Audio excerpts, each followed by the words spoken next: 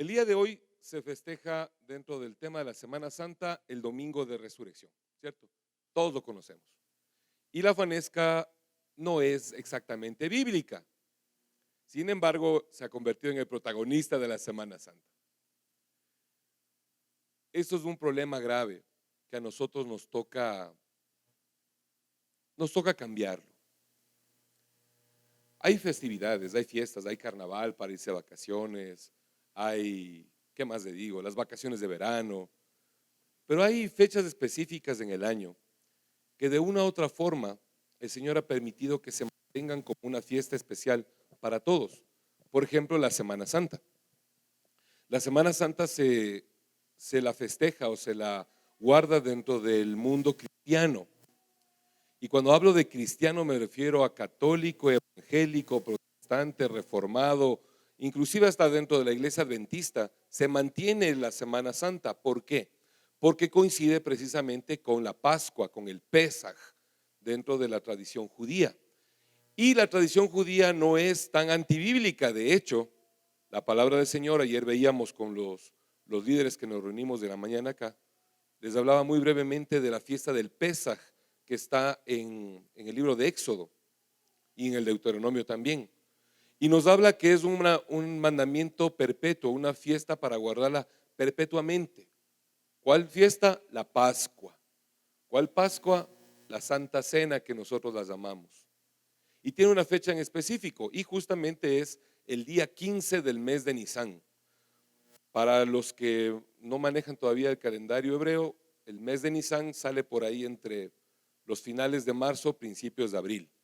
Dicho de otra forma, la Pascua cae por ahí entre el 1 y el 15 de abril, más o menos. Este año coincidimos todos y salió justo el 14 de abril. Entonces son fiestas que permanecen delante del Señor. El carnaval no es bíblico, tranquilos. Ese pueden irse de paseo, no hay problema. Pero la Pascua sí es bíblica. Y el Señor sí nos manda a guardar, a recordarla.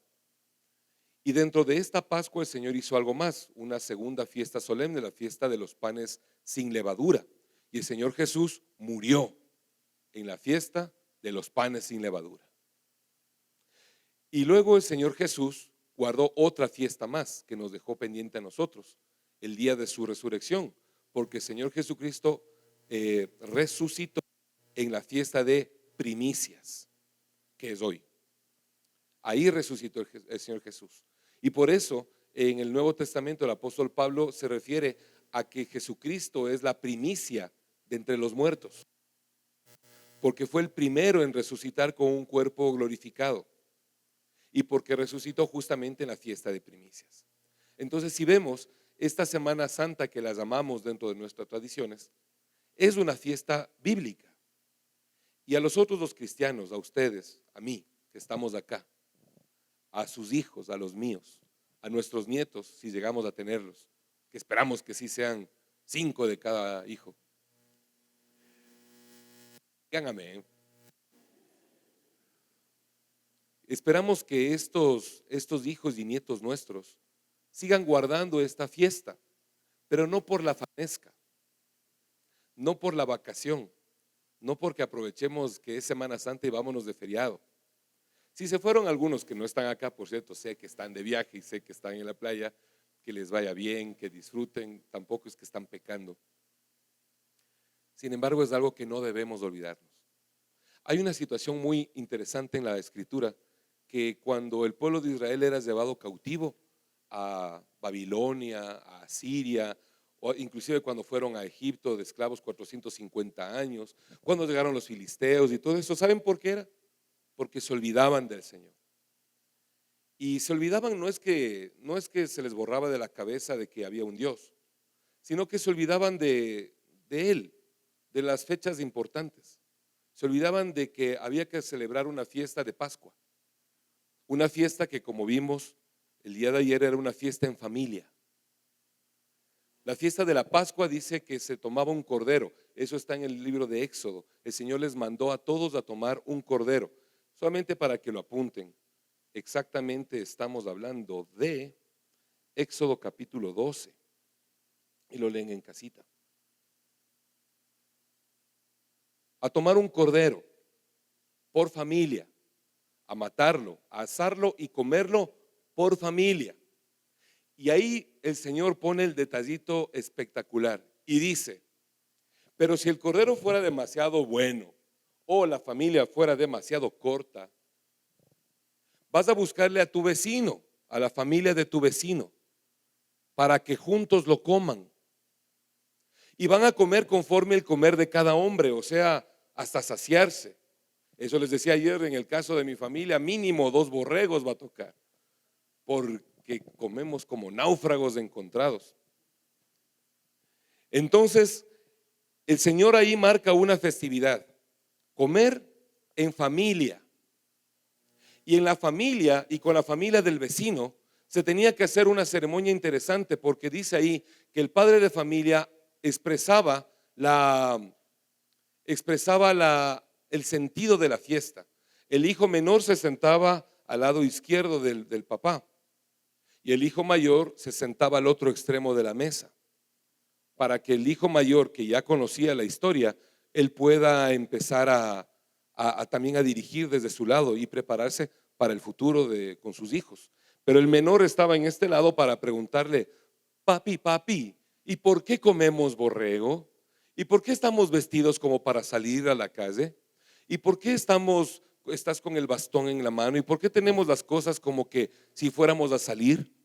Y entonces dice que el padre de familia le explicaba: hijo mío, te voy a contar una historia.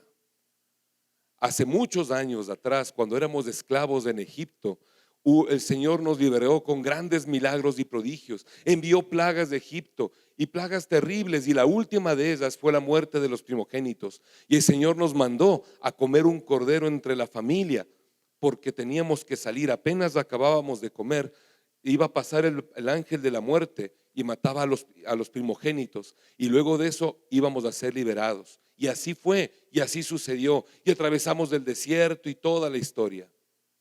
Y entonces el niño decía: de veras, ¿y por qué eso se come las hierbas amargas? Se come porque sufrimos amargura en Israel, en Egipto, y tuvimos una dura servidumbre. Qué tenaz, papá. ¿Y por qué está la familia del vecino aquí? Porque mira, hijo, somos pocos nosotros, y el borrego que hemos traído, que tenemos, nos va a sobrar, y el Señor nos ha mandado a consumirlo todo, y tenemos que compartir con el vecino de al lado para que coma con nosotros, porque así lo mandó el Señor. Y de esa forma la historia se transmitía. Siguiente año se repetía y se repetía, y luego este niño de 8 o 9 años ya tenía 20 o 25 y estaba ya casado y con sus propios hijos. Y repetía la historia y ponía a su hijo pequeño acá. Y el hijo preguntaba: papá, ¿y por qué hacemos esto? Te voy a contar una historia, mi hijo. Y la repetía. Así se transmitía. Sin embargo, el pueblo de Israel, por los afanes de la vida, se encuentra estar en Babilonia, eso es prácticamente como vivir en Nueva York. Hay tanto trabajo que hacer, tantas cosas que se pueden estudiar, tantos lugares que visitar, tantas cosas que comprar, tantas maravillas. Entonces uno no tenía tiempo pues de festejar una Pascua. Y cuando ya entraron a la tierra prometida, era una tierra nueva, había tanto que arar, tanto ganado que criar, tantos árboles frutales de frutas que no habían comido nunca, que recolectar, y entonces no había tiempo para la Pascua. Y entonces el Señor les mandaba en cautiverio y les mandaba cosas complicadas al pueblo de Israel para que se acuerden. Ustedes lo pueden leer y verificar en toda la Biblia. Porque va a venir el asirio y te vas a llevar cautivo porque te olvidaste de Jehová tu Dios. Nosotros siempre hablamos acerca de que pecaron, de que fueron malos, de que hicieron algo en contra de la Biblia. La verdad sintetizada es que se olvidaron de Dios. Olvidarse de Dios es olvidarse de todo lo demás. Si tú ya te olvidaste de que el Señor te liberó de Egipto, ya pecas nomás con tranquilidad, pues. Porque si te olvidaste de la liberación de los mandamientos, te olvidas más fácil. ¿O no? ¿No les ha pasado? ¿No les ha pasado que ustedes, después de un tiempo que ya no vienen a la iglesia, que ya no guardan la palabra del Señor, después de un tiempo mentir se hace simple? Ya no es tan difícil mentir. Y luego de eso, tomarse un billetito que dejaron ahí en un escritorio tampoco es tan difícil. Son $5, no pasa nada. Y después de eso, hacer un pecadito un poco más grave ya es más fácil. La conciencia se amortigua y entonces nos olvidamos de Jehová nuestro Señor. La fiesta que vivimos hoy día no tiene que ser tomada como una fiesta de tradición ecuatoriana. Sí, la fanesca es espectacular. A mí me encanta. Mi mamita hace una fanesca terriblemente buena. Mi suegra también hace una espectacular. Ahí van compitiendo entre las dos. Pero esa no es la Semana Santa. La Semana Santa sería que nos reunamos en familia y mientras comemos nuestra fanesca, porque no somos judíos, mientras comemos nuestra fanesca, conversemos entre nosotros y nos digamos: oye, mira, qué grande liberación que hizo Jesucristo de nosotros, ¿no? Estábamos muertos de nuestros delitos y pecados, pero Él murió en la cruz. Y cuando murió en la cruz nos hizo libres. Y ahora podemos tener la libertad de caminar por esta tierra sin miedo a nada. Y ya ni siquiera importa si algún momento pecamos o no, porque el Señor nos va a llevar al cielo. Eso nos trae compromiso, mi hijo, de que nuestra vida tiene que ser diferente. Ahora somos cristianos, seguidores de Cristo, y debemos vivir como Él. Esforcémonos para no pecar, esforcémonos para poder cumplir su palabra. Esa debería ser nuestra Semana Santa. Lejos de tomar de pronto un seminario de Semana Santa, que está bien, por cierto, está bien. Pero lejos de eso, lo más importante sería volver al principio que dijo el Padre Eterno a través de su Santo Espíritu por Moisés. Y dijo así: tomarás un cordero por familia, y si la familia no se alcanza, llama a tu vecino, métele en tu familia para que la salvación también les llegue a él. Y yo les contaba una historia el día de ayer. ¿Sabían que los israelitas, cuando estaban esclavos en Egipto, no siempre tuvieron vecinos israelitas? Algunos vecinos de los israelitas eran egipcios o de otras tierras. Y entonces tenían vecinos con los que se llevaban bien. Y el Señor le dice, a través de Moisés, les dice: verán, voy a pasar en la noche y voy a matar a los primogénitos de todo, de hombres y de animales. Y solamente se van a salvar los que tengan la sangre en los dinteles de la puerta. Esa era la historia. Ahora pregunto, piénsalo, Paulita. Tú tienes tu vecino, tu vecina, que es tu amiga, tu ñañona, tu yunta, tu parcera, a la que tú llegas cada fin de semana y le dices: oye, ¿sabes que hice pancito? Te regalo un poco. Y la otra: uy, gracias. Y mira, ve, mis gallinas pusieron huevos espectaculares, toma y te doy una cubetita. Y son amigos. Y en el cumpleaños del niño se invitan mutuamente para hacer la fiesta y soplar el pastelito. Y son amigos, pero resulta que esa familia de allá al lado es egipcia. No son israelitas, pero se llevan bien. Y tú recibes esta noticia de Moisés: hoy de noche va a pasar el ángel de la muerte y va a matar a todos, excepto los que tengan la sangre en el dintel. Y entonces te encuentras con esta historia de que tienes que matar un borrego y comértelo. Y si no avanzas, invítale al vecino. Pregunta: ¿le invitas o no le invitas a tu amigo? Pero por supuesto. Y esa es la salvación que Dios preveyó desde antes. De que nosotros, que tenemos la salvación, nosotros tenemos una alternativa. Tú que estás sentado aquí tienes una alternativa espectacular. La alternativa se llama Jesucristo. Tú tienes una alternativa a todos los problemas que estás viviendo. Hoy mismo estamos de pronto enfermos. Hoy mismo de pronto tenemos algún tipo de necesidad económica. Hoy mismo tienes algún problema en tu casa, alguna discusión, algún malentendido entre los padres y los hijos. Tú no te vas a ir de tu casa, ¿no es cierto? Yo sé que cuando tienen problemas en el hogar las parejas, lo primero que hacen es, cogen su teléfono: pastor, estamos en líos de mi casa, por favor, ¿puede orar por nosotros? Y nosotros: pero por supuesto, ahora mismo. O alguien que va a llevarle al papito, como la hermana Mayerlin, que le llevó al papá al centro médico y manda en el chat de la iglesia un mensaje: por favor oren por mi papá. Y toda la iglesia ora. ¿Saben por qué? Porque tenemos la alternativa de Jesús, porque tenemos la salvación en la mano, porque tenemos al Santo Espíritu de Dios a nuestro lado y tenemos esa alternativa. No podemos ser tan egoístas de quedárnosla solo para nosotros. Y el Señor hizo lo mismo. En ese tiempo los hebreos tenían la alternativa: un borreguito, la sangre en el dintel y ya estuvo. ¿Le invitarías a tu vecino para que sea salvo también? Aquel que le estimas. Sí, es de egipcio, pero le quiero, pues. Yo les he contado una historia y no la voy a repetir toda, pero solo este detalle. Cuando estuve en los Estados Unidos trabajando hace 3 años atrás, mi mejor amigo allá era musulmán. Fue el único que se portó bien. En el momento en que yo no sabía trabajar porque me hacían hacer cosas que en mi vida había hecho, pero como había necesidad y uno es ecuatoriano, a uno le preguntan: ¿sabes manejar ese tractor? Y uno responde: claro, por supuesto, lo he hecho tantas veces en mi mente. Porque uno es ecuatoriano y uno es así. ¿Y sabes de electricidad? Claro. ¿Y sabes soldar con suelda autógena? Por supuesto. Y tú vas en el camino aprendiendo. Eso somos nosotros. Y este musulmán, Frenchy, porque era francés, nunca pude mencionar el nombre de él, un nombre rarísimo, así que era Frenchy. Él me empezaba a enseñar, me decía: mira, esto se hace así, aplastas de acá, mueves de esta forma, listo, practica, plum, plum, estás listo, váyase. Y él me cuidaba. Salíamos de un lugar en el Bronx, que estábamos trabajando, y yo me iba solo.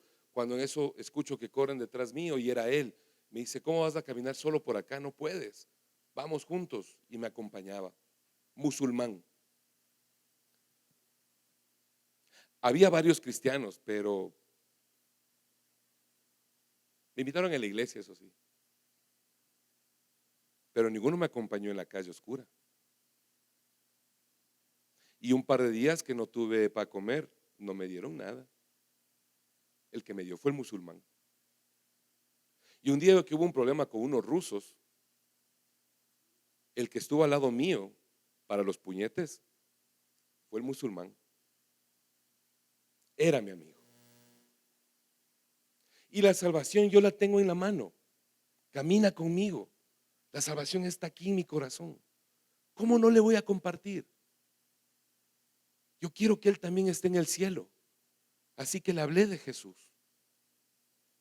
Y él pudo escuchar un relato distinto de Jesús, no un relato religioso como el que nosotros lo hacemos todo el tiempo, sino que yo le puedo decir: oye, mira, tú eres bueno y yo te quiero y te estimo, ya me voy a regresar a mi país, pero antes de irme quiero decirte que Jesús te ama. Y él me dijo: no, pero Jesús es un cuento. Le digo: no, no es un cuento, lo tengo acá, me ha salvado a mí. Yo cuando vine le pedía que él me cuide. Le pedí a Jesús que él me guarde. Le pedí a Jesús que no me deje caerme del edificio. Le pedí a Jesús que me ayude trabajando con todas estas cosas. Y apareciste tú y me ayudaste. Así que tú eres la respuesta del Señor. Él escuchó, oró conmigo y me supo decir que era la primera vez que hablaba con un cristiano, y me dijo: tú eres mi amigo, eres mi hermano.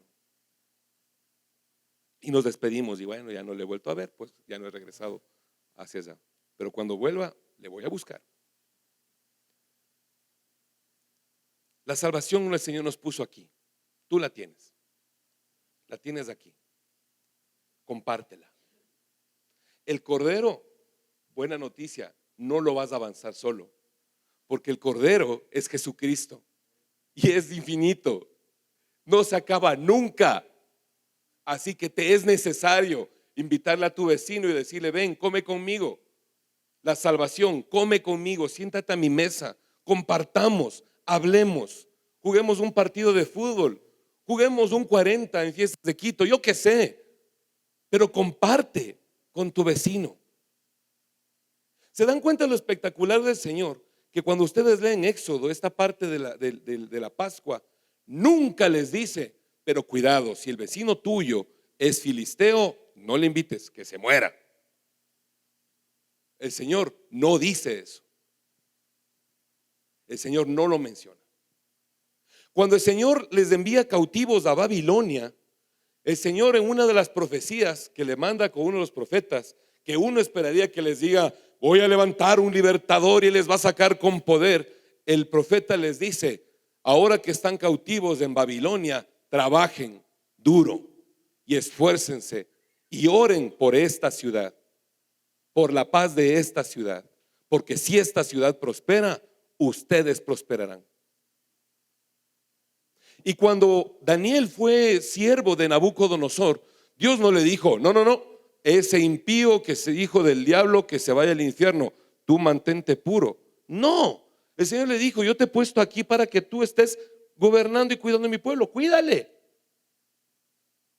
Y cuando en Persia la reina Esther estuvo con el rey Asuero, o Artajerjes, como quieran decirlo, cuando estuvo con él, el Señor a Esther no le prohibió, no le dijo, cuidado, hijita, usted es israelita, así que usted como israelita tiene que casarse con un israelita, usted se mantiene así pura, y si no, se muere. No le dijo eso. El Señor la tomó a ella como provisión para salvar a un pueblo entero. Y el rey Jerjes pudo confesar en un momento de que el Dios de Israel es poderoso. Y el rey de Babilonia, todos los reyes que estuvieron en Babilonia, todos por el testimonio de Daniel pudieron confesar, el Dios de Israel es Dios y no hay Dios más grande que Él. La Pascua que el Señor nos deja es para que esto que sabemos se transmita, no solo entre nosotros, sino que se transmita al que no lo conoce. Se transmite al vecino que de pronto tiene otra religión. ¿Y qué importa eso? O tú tienes problemas de venderle tus productos a alguien que no viene acá a la iglesia. No tienes lío, le vendes. ¿O no? Si tú eres taxista y estás en el taxi y viene un musulmán, ¿tú no les llevas? Claro que les llevas. Tal vez con miedo, pero les llevas.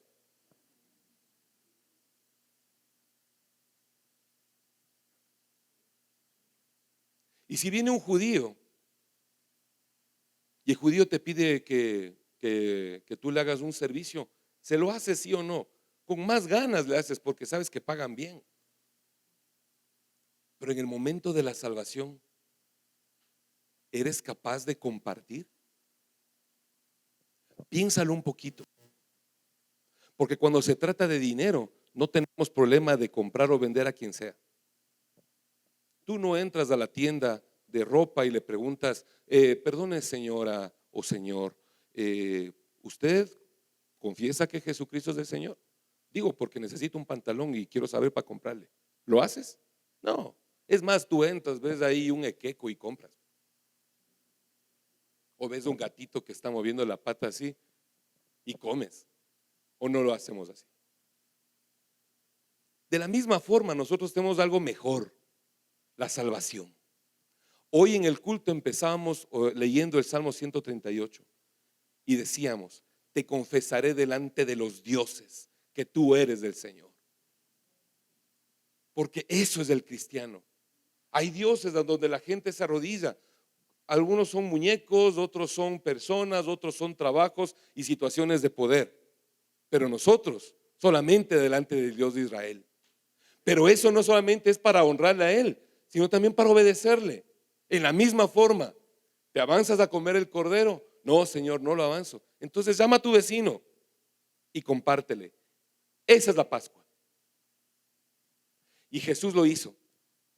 Partió el pan, lo dio a sus discípulos, bendijo el vino, los dio a sus discípulos y luego de eso les dijo, vámonos afuera. ¿Por qué? Porque ahora toca derramar la sangre por todos.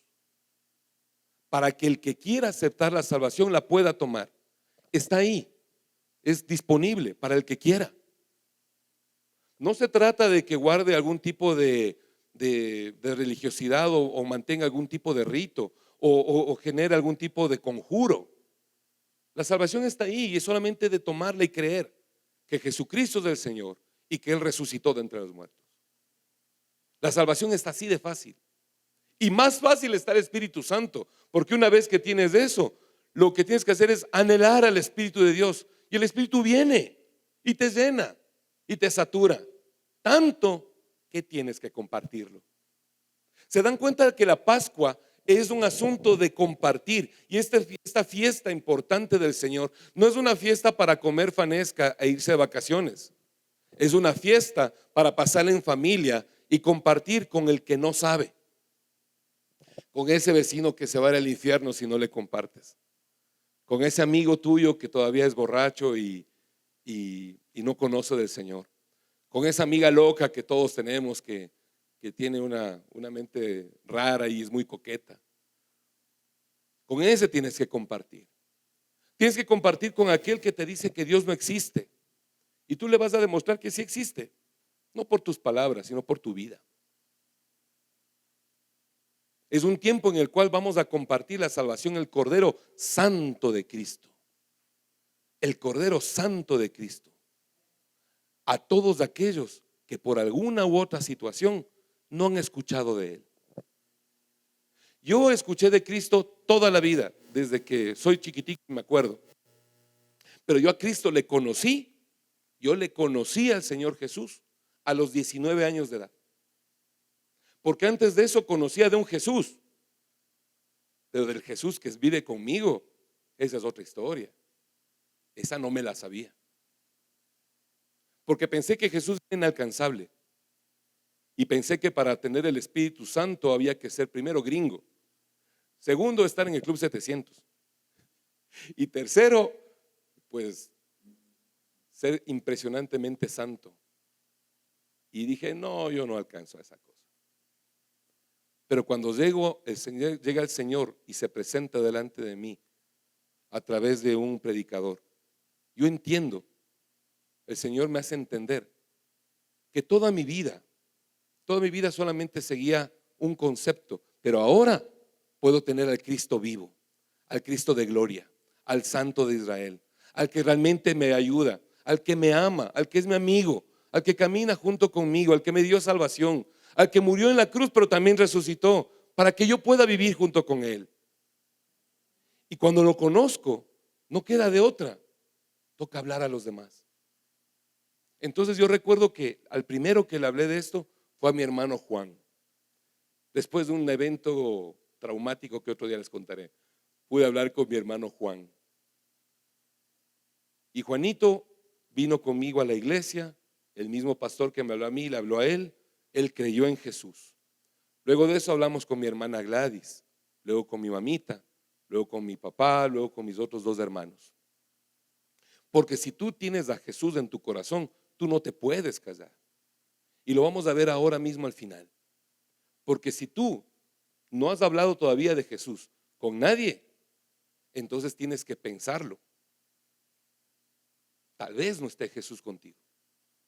Porque si estuviera, de veras hablarías. Y no digo que predicarías así con tremenda voz y en un auditorio. No siempre es así. Ahora, bendito el Señor, es así. Pero las primeras veces no. La primera vez fue con mi hermano en la habitación de él. La segunda vez fue en el parque con unas personas. La siguiente vez fue en la universidad, en el aula, luego en el corredor, luego en la calle, en el bus. O sea, tú tienes que hablar con quien tengas que hablar en el momento en que tengas que hablar.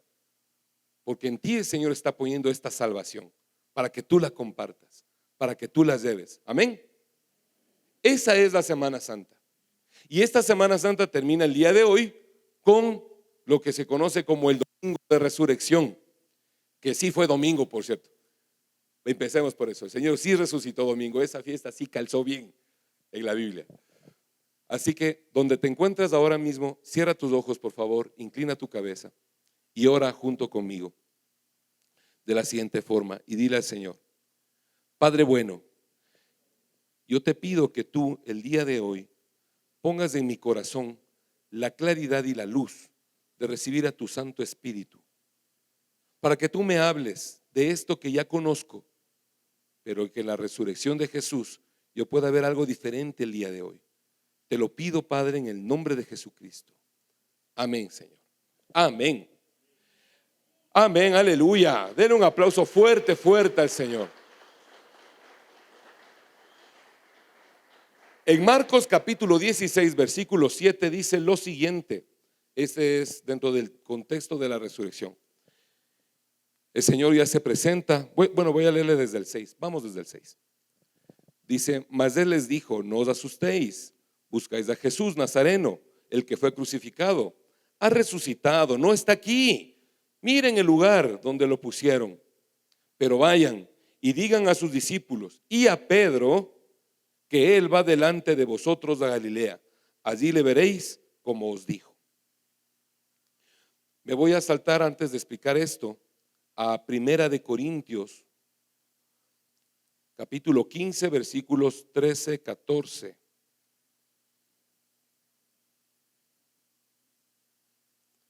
Dice, porque si no hay resurrección de los muertos, tampoco Cristo resucitó. Y si Cristo no resucitó, vana es entonces nuestra predicación, vana es también vuestra fe. La resurrección del Señor Jesús es fundamental.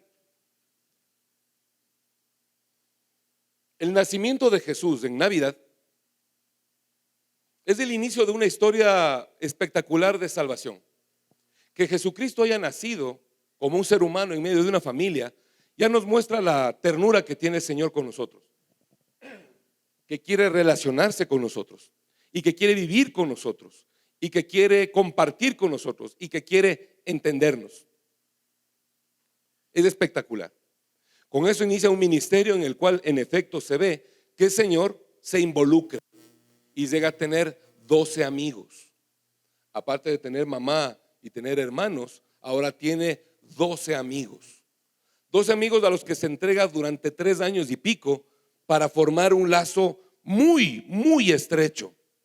No solamente porque estos 12 iban a continuar la predicación del Evangelio, sino porque estos 12 tenían que ser sus amigos. Y el Señor cumple toda la palabra, toda la profecía, toda. Y dentro de esto está en el libro de Proverbios cuando dice que un amigo es mejor que un hermano en el tiempo de angustia. Y el Señor estuvo angustiado. Lo vimos del día viernes para aquellos que vinieron, cuando hablamos de Getsemaní. El Señor estuvo angustiado. ¿Y a quién buscó? A sus amigos, Pedro, Jacobo y Juan. Él cumplió todo y lo demuestra. Pero se completa esta obra de salvación con la resurrección, con la muerte del Señor en la cruz. Se derrama la sangre y somos salvos por esa sangre. Pero faltaba un detalle. Tener un redentor muerto es tener una tumba que visitar y poner flores. Y entonces, si Jesucristo solamente hubiera muerto, el Señor sería una filosofía. El Señor sería nada más y nada menos que Carlos Marx, que Lenin, que el Che Guevara, que cualquier otro filósofo sabio o erudito o idealista de la historia humana. Solamente sería eso. Y serían gente que sigue sus preceptos, sigue sus ideas y nada más. Pero el Señor no solamente se queda muerto, el Señor resucita. Cuando el Señor resucita, Él vence lo invencible, la muerte. ¿Quién puede superar a la muerte? El mismo Señor dice en su palabra que fuerte como la muerte es el amor. Así que no hay nada que le pueda vencer a la muerte, ni el amor, quedan empatados. Pero Jesús sí vence a la muerte. Porque cuando Jesús muere en la cruz y la muerte se lo lleva, mejor dicho, cuando todos pensaron que la muerte fue la que les llevó a Jesús, lo que realmente sucedió, de acuerdo a la primera carta de Pedro, es que Dios, el Padre, les lleva a Jesús hacia la muerte, hacia lo más bajo, hacia lo que nosotros decimos del infierno, lo que se reza en el credo, ¿no? Que descendió a los infiernos y al tercer día resucitó de entre los muertos. Pues desde el Padre el que les lleva hasta allá. El Espíritu Santo les lleva hasta allá. Y ahí dice la palabra que Él predicó nuevamente. Durante esos 3 días predicó allá abajo, en esas partes más bajas. Por cierto, es un lugar espiritual. Cuando habla abajo no me estoy refiriendo a en el subsuelo, ¿no? Tampoco estoy hablando del núcleo de la tierra. Estamos hablando de un sitio espiritual, en donde el tiempo no son de 24 horas los días. De hecho, es una cosa que no tenemos ni idea cómo será. Durante 3 días nuestros el Señor estuvo predicando ahí. Y de ahí el Señor se levanta. El Señor Jesucristo ya les había dicho a sus discípulos: a mí nadie me quita la vida, yo la pongo y la vuelvo a tomar. Porque Jesucristo es Dios todopoderoso, dice la Escritura. Y el Espíritu Santo es el que le vivifica, pero el Espíritu también es Él. Por eso el Espíritu Santo es el Espíritu de Jesucristo.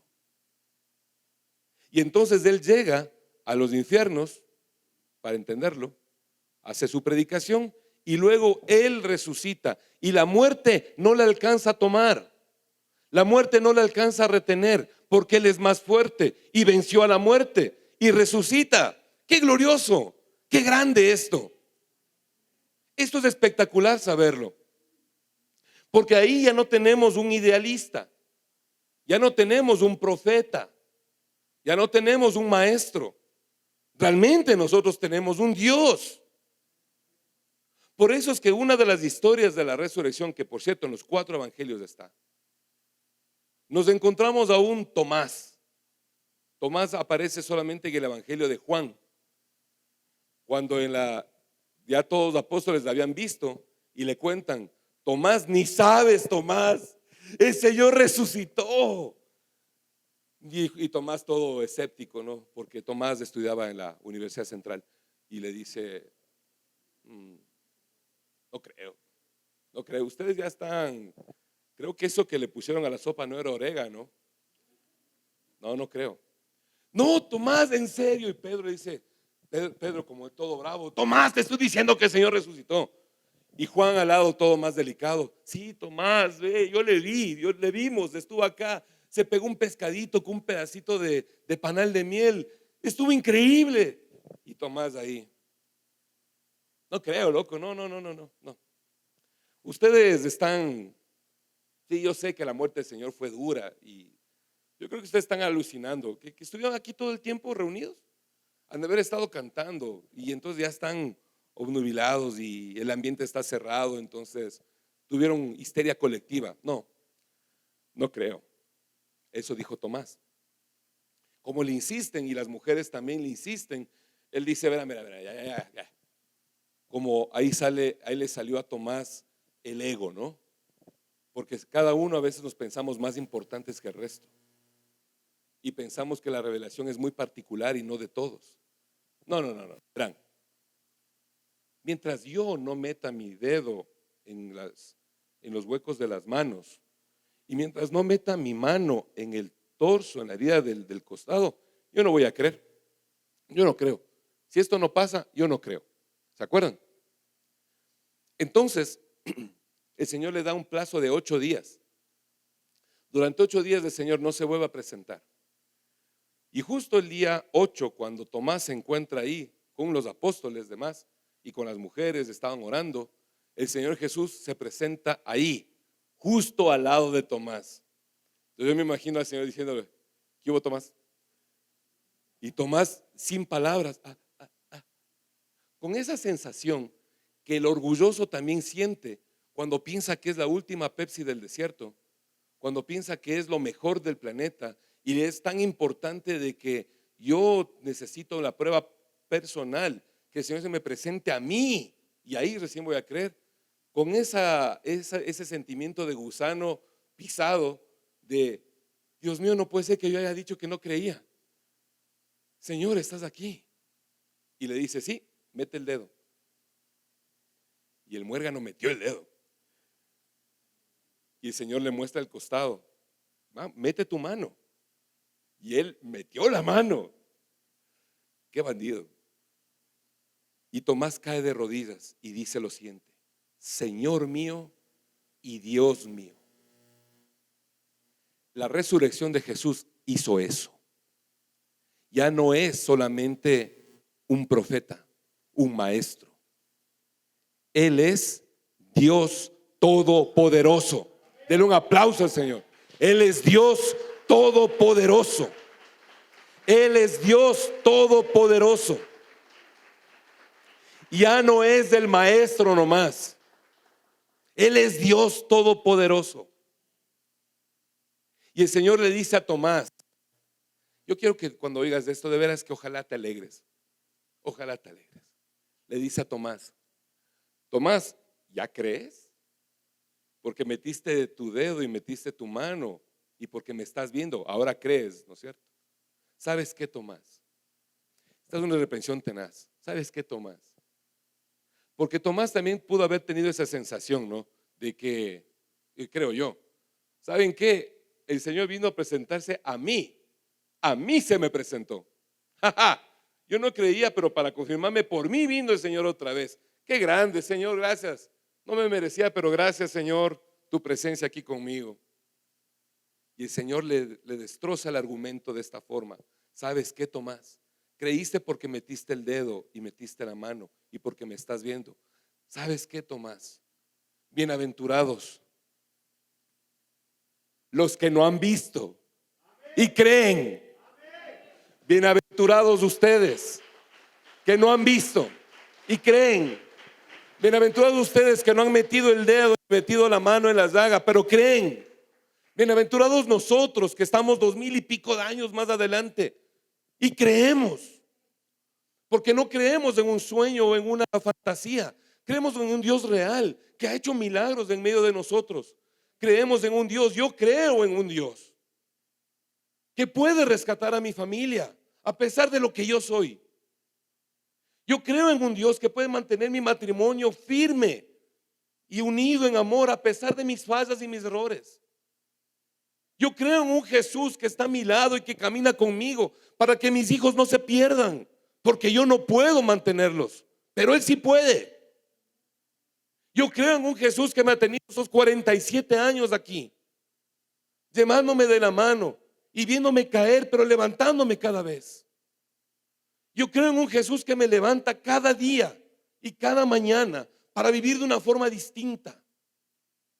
Yo creo y he visto un Jesús moverse a través de mis hermanos y de mis amigos, a través de mis padres y mis pastores, mostrándome una enseñanza para poder saber qué es lo que Él quiere para mí. Yo le he visto a Dios aquí en este libro, aconsejándome y hablándome, guiándome de cómo debo actuar, y he visto que su palabra es verdad, y he visto que Él es real. Y yo también, como Tomás, he dicho, Señor mío y Dios mío, aun cuando no le haya visto, sé que está aquí y sé que está presente porque Él resucitó y está vivo. Si no estuviera vivo, no podría sentir lo que siento. Si Él no estaría vivo, esta cosa que donde estamos ahora no sería posible. Si Él no fuera vivo, si Él no estaría aquí con nosotros, no podría estar parado delante de ustedes hablándoles. Porque si Él no hubiera resucitado, nuestra fe fuera mentira. Pero es real. Él está vivo. Él está vivo. Apláudele y dile: tú vives. Cristo vive. Cristo vive. Él está aquí.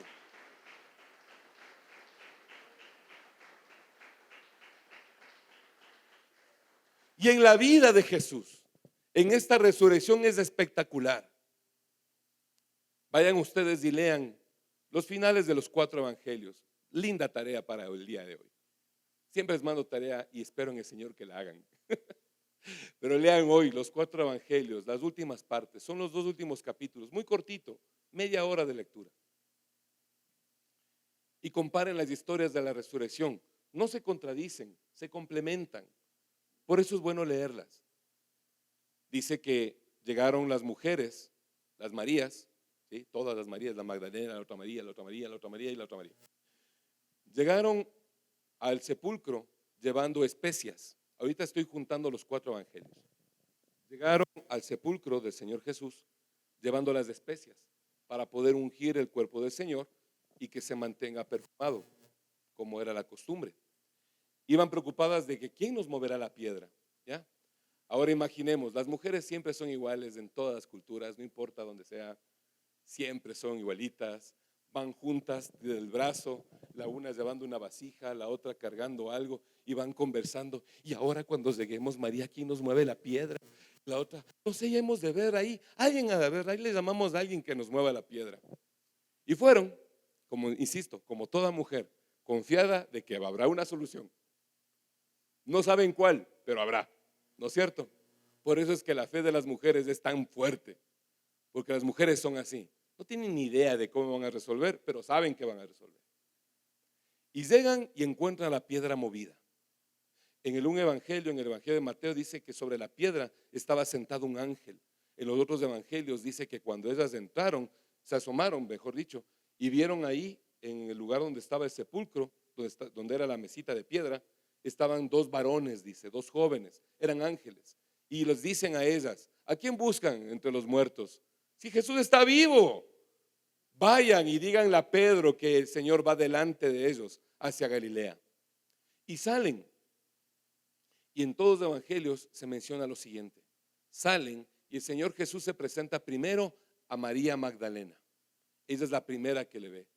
Entendería yo que la Magdalena es la que más rápido corría de las mujeres. Entiendo que fue la que mayor impacto tuvo. Yo qué sé. Lo que sí sé es que el Señor se le presentó primerito a ella. Y ese es un privilegio. Es un privilegio muy grande. Porque María Magdalena amaba al Señor. Y dice la palabra que le servía al Señor. Dice la palabra que ella fue liberada de 7 demonios. ¿Se acuerdan?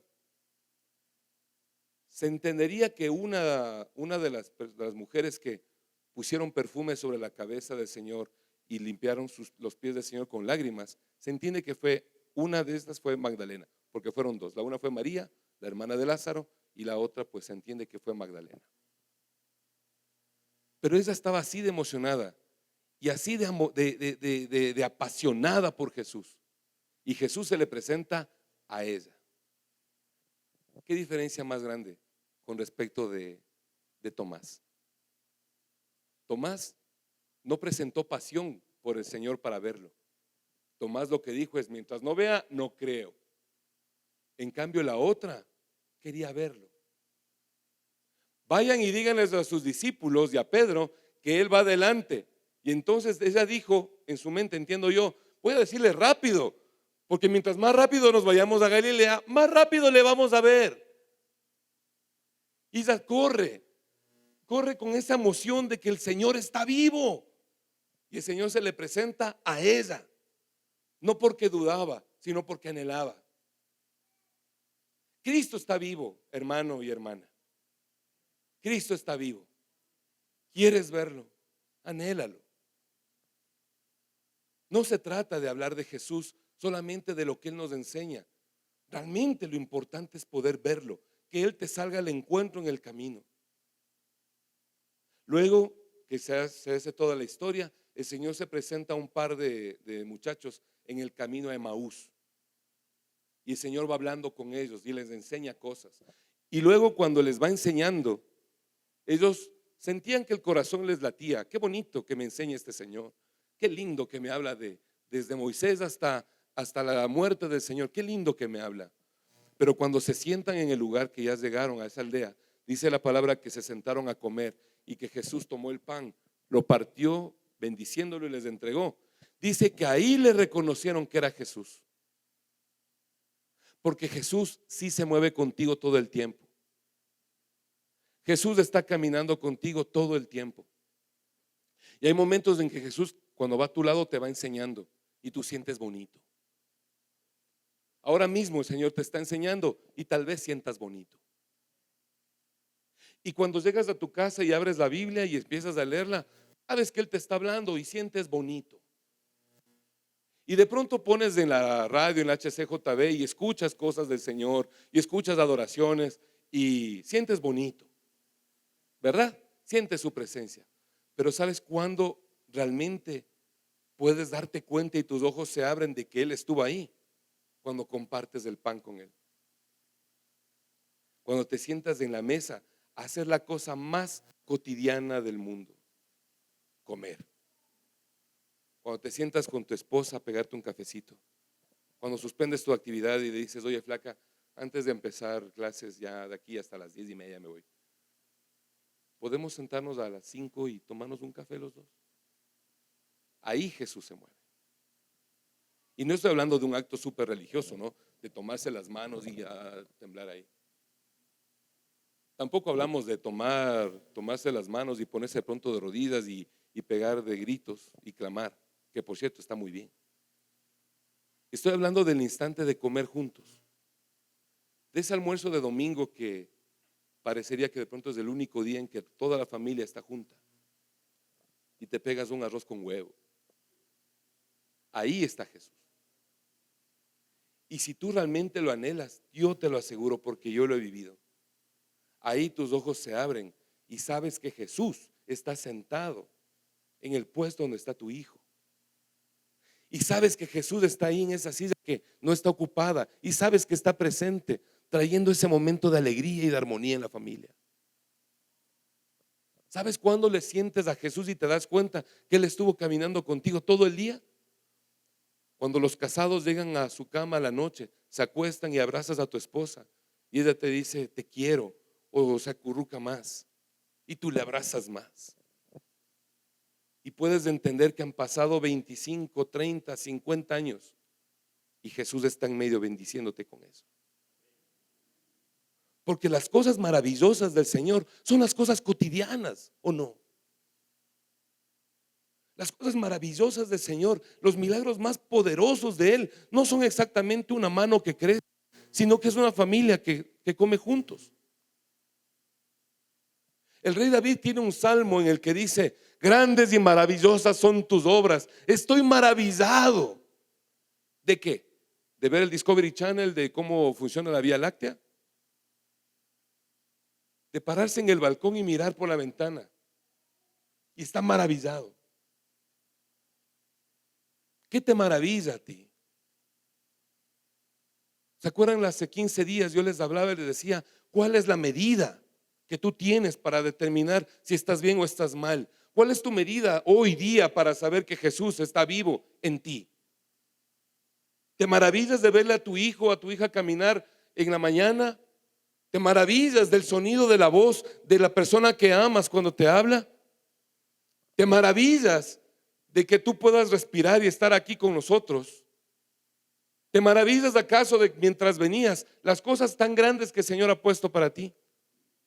¿Cuántos levantaron ayer la cabeza y vieron esa luna de este tamaño que estaba en el cielo?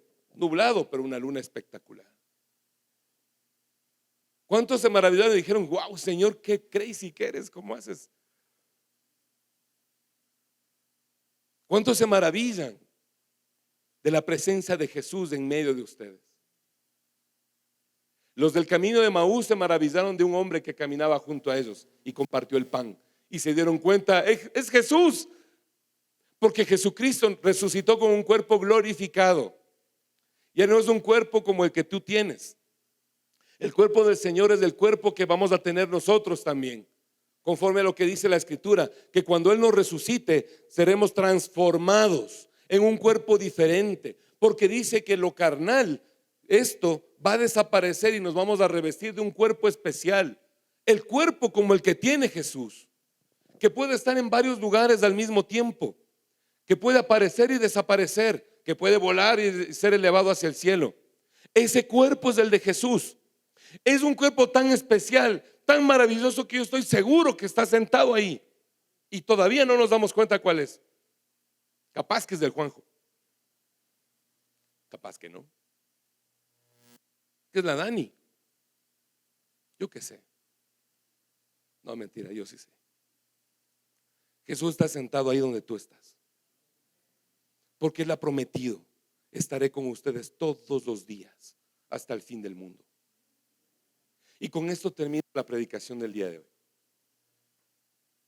Las 4 historias del Evangelio de la resurrección, las 4 historias terminan siempre con Jesús apareciendo a sus apóstoles, y en las 4 historias siempre hay un incrédulo.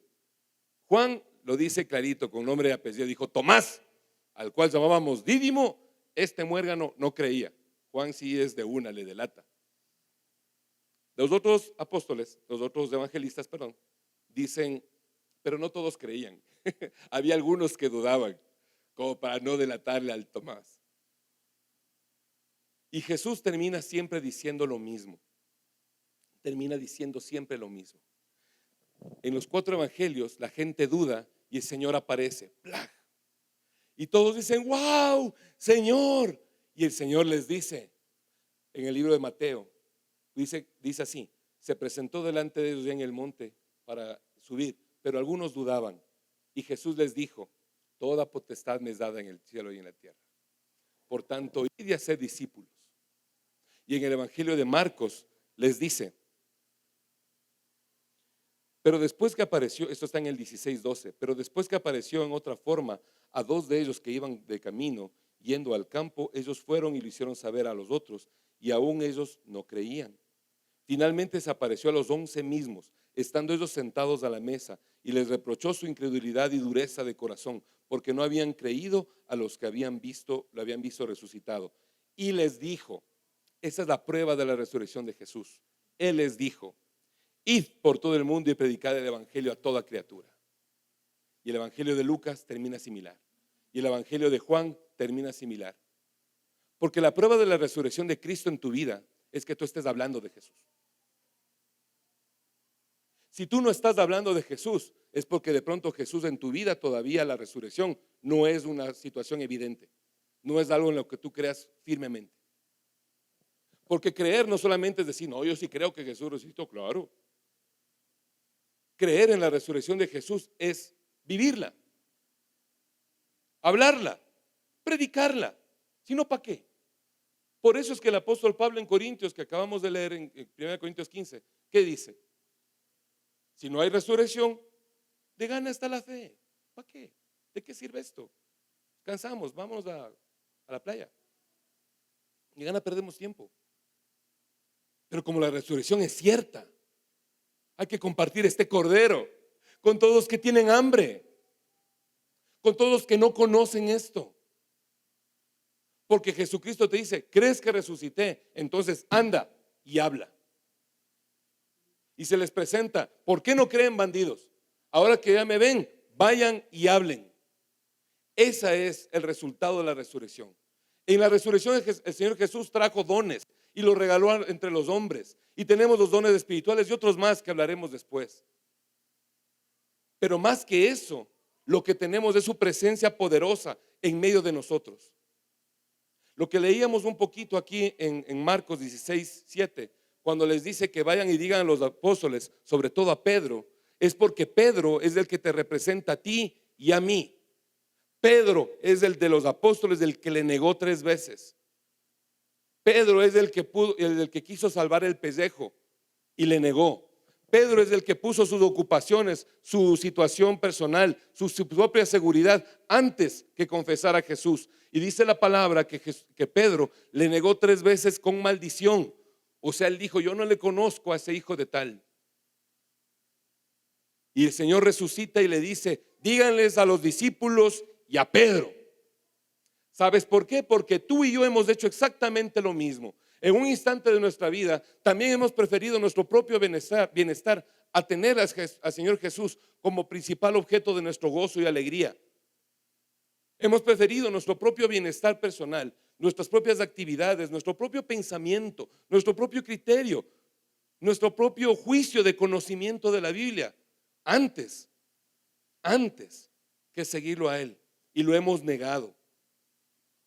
Y lo hemos negado estando junto con Él, predicando en la iglesia. Lo hemos negado. Lo hemos negado, no me refiero al hecho de que un día no vengas un domingo, porque de pronto te enfermaste o yo qué sé. No me refiero a eso. Me refiero a que Él no tiene prioridad. ¿Qué prefieres? ¿Dormir 5 minutos más? ¿U orar 5 minutitos? Dormir. No mientas, sí es cierto.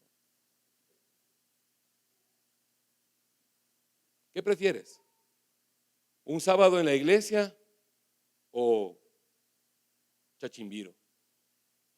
Para los que están en otros países, Chachimbiro es un balneario. Chachimbiro. Porque seamos sinceros, no me voy a hacer el santo, ¿es verdad o no? Es más, pastor, ¿sabe qué? No voy a poder ir porque me voy a Chachimiro. Salió un paseíto urgente. Sí, está bien, no es pecado. Pero ¿dónde está tu prioridad? Cuando tienes un problema, ¿a quién le buscas primero? Cuando tienes una circunstancia difícil, cuando tienes una bronca con tu esposa, le dices, oye, ya, calmémonos, oremos. Y luego de orar nos peleamos. ¿Haces eso? No, te peleas. Y buscas ganar. Y le niegas al Señor cuando haces eso. Cuando hacemos eso. Y Jesucristo cuando resucita, ¿qué dice?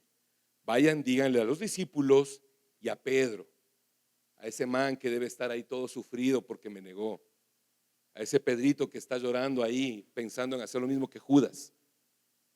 Vayan y díganle a Pedrito que ya quiere dejar la iglesia. Vaya, dígale a Pedrito que ya no quiere venir a los cultos. Vaya, dígale a Pedro que él que ya está cansado porque no ve ninguna solución, ya lleva tantos años de vida cristiana y no hay respuesta todavía para él. Vaya, dígale a Pedro que yo he resucitado. Ese es el mensaje de hoy día para ti. Yo te vengo a decir de esta forma.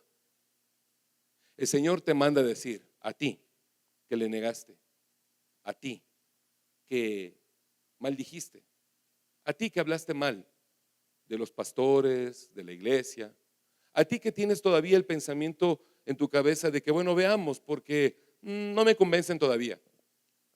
A ti que tienes ese pensamiento de que el Dios eterno es esto, que no lo es. A ti que tienes eso todavía te manda a decir el Señor,